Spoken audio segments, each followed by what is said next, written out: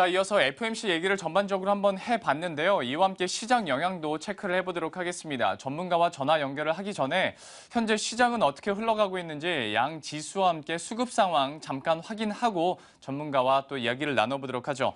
현재 코스피와 코스닥 시장, 코스피 같은 경우에는 그래도 강보합권을 이어가다가 현재 구간에서는 다시 한번 하락장으로 내려가고 있는 양상이고요. 코스닥 역시 좀 보합권에서 좀 움직이고 있는 양상입니다. 어제장에서 좀 급하게 올랐었다가 다시 한번 아무래도 관망 심리가 나타날 수밖에 없는 상황이고요.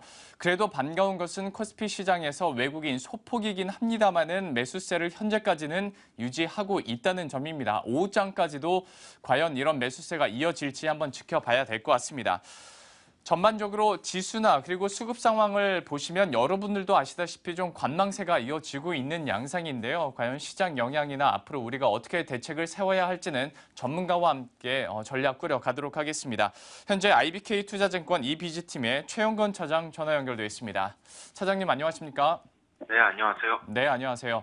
자, 이제 중요한 이슈 결정을 앞두고 아무래도 좀 관망 심리도 없지 않아 있는 것 같은데요. 현재까지의 시장 상황은 좀 어떻게 분석하고 계세요? 예, 금리 인상 연기 쪽이 이제 대세로 기우는 것 같고, 그것 때문에 안도름이 나오고 있는 부분이다. 어제에서 오늘까지 이렇게 생각해 줄 수 있겠긴 하지만, 사실 정답지는 5월 이후에 꾸준히 코멘트되어 왔던 내용 아니겠습니까? 새삼 이제 와서 닥쳤다고 그 연기를 하는 운운하는 이야기들에 특별히 호황제를 얘기할 일은 아니라고 생각하는 거죠. 이번 주 초까지 매일매일 그 전망들이 뒤집기 진흙탕 전망 속에서 그 변락하면서 시장들이 주가에 이미 상당 부분 충분히 좀 반영됐다고 생각할 수 있고, 만약에 금리 인상 한다면 불확실성이 해소되는 쪽으로, 연기를 한다면 단기에 환호할 수 있는 요인으로 생각하면 될 것 같습니다. 하지만 연기에 환호한다고 해도 이 경우도 지금 반영을 어느 정도 하고 있는 걸로 생각하셔야 되겠죠. 단기적인 이슈 쪽보다는 지금 이 정도 됐으면 이제 장기적인 금리 방향은 어디로 갈까를 생각해야 되는 거죠. 저금리 환경 불가피하지 않겠습니까? 오늘은 어쨌든 거래소가 상대적으로 좀 강하게 출발했는데 지금은 좀 애매합니다만 수급은 거래소가 좀 낮고요. 역시 어제에 이어서 이런 것들은 사실 사전에 지독하리만큼 충분했었던 중국 영향이 완화되고 있는 부분으로 보는 게 더 타당하겠습니다. 차장님의 설명 중에서 마음에 가장 와닿았던 단어가 이 정도 됐으면인 것 같은데요. 정말 지금까지 불확실성이라는 이런 이슈들 때문에 외국인도 계속 팔다가 어제 드디어 30거래일 만에 순매수로 돌아섰고 오늘 장에서도 크진 않지만 그래도 매수세가 이어지고 있는 양상입니다. 과연 전체적으로 외국인의 수급 전망은 이제 다시 좀 돌아온다고 봐야 될까요? 아니면 이것도 좀 단기적으로 좁게 봐야 되는 걸까요? 전체적인 수급 전망은 불가합니다. 왜냐하면 삼성전자에 대한 플레이가 안 좋기 때문이죠. 어제도 매도했고요. 어제까지 또 6일 연속 계속 매도했고, 그 전에도 며칠 잠깐 그랬던 거지 계속 매도하고 있는 중이거든요. 또 코리아 인덱스에 대한 매도 수요도 만만치 않은 거죠. 과연 인덱스에 대한 매도 수요가 삼성전자의 매도를 부르는 거냐?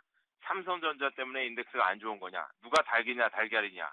사실 이건 삼성전자 외국인 입장에서 말입니다. 삼성전자의 어떤 지배 구조에 대한 불신, 그리고 우리 정부도 마찬가지죠. 인덱스에 대한 부분은 역시 정책적인 미스, 금리에 대한 사전 대응, 사후 대응 이런 것들이 좀 그랬잖아요. 그래서 시장에 대한 외국인의 구조적인 매수 전환 이걸 논하기는 사실 굉장히 어렵고요. 많이 팔았다는 관점은 맞습니다.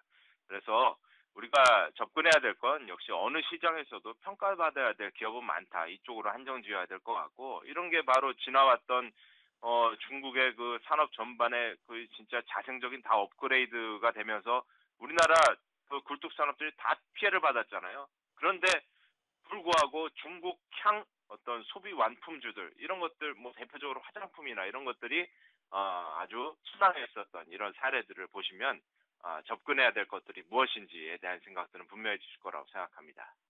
역시 수급의 전체적인 전망에 대해서는 아직까지는 논하기는 역시 힘든 부분인 것 같고 역시 개별 종목들의 이슈들이나 그 앞으로의 방향성 그리고 중국과 관련된 그런 종목들까지도 우리가 다시 한번 좀 세세하게 볼 필요도 역시 설명을 들어보니까 있는 것 같습니다. 자, 그렇다면 이제 빅 이슈 결과가 나오기 전날 마지막 장입니다. 과연 오늘 오후장까지도 어떻게 대응을 해야 될지 팁 한 가지만 부탁드릴게요. 예, 지금 대형주에 대한 얘기들 많이 나오잖아요. 저도 단기적으로는 아주 굉장히 단기적으로요. 그쪽을 봐야 된다고는 생각합니다. 하지만 보세요. 금리 전망에는 등락하지만 미국 경제는 더할 나위가 없습니다. 주택시장 지표 어제 보셨죠? 10년 만에 하이가 나왔습니다. 경제 기본 바탕이 견실하다는 걸 다시 보여줬고요.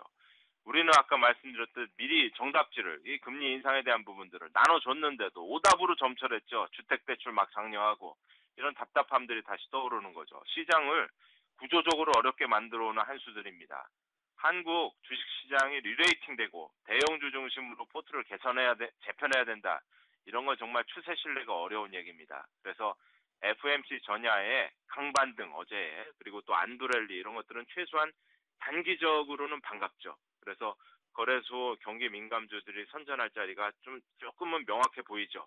충분해 보이지는 않습니다. 수급 여건이. 하지만 수급 쪽 탑픽 섹터는 화학 쪽이 되는 것 같고요. 순수 화학 쪽보다는 고부가 소비지향 스페셜티, LG화학 강한 이유가 있죠. 롯데케미칼 이런 종목들 단기적으로 어느 정도의 좀 분명해 보이는 반등 이런 것들을 좀 집중하실 때라고 생각됩니다.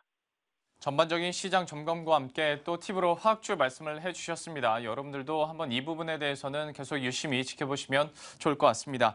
지금까지 IBK투자증권 이비즈팀의 최용건 차장과 함께했습니다. 오늘 말씀 고맙습니다.